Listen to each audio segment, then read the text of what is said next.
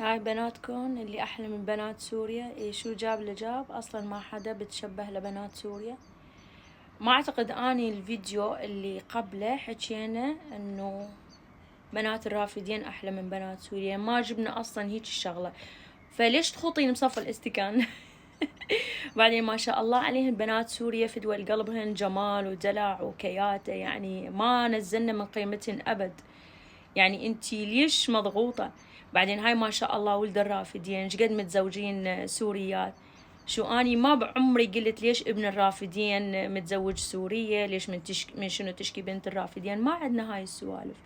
اني هسه اريد اشاهد بنات سوريا اللي محترمات وبنات الاصل، بس اريد اعرف.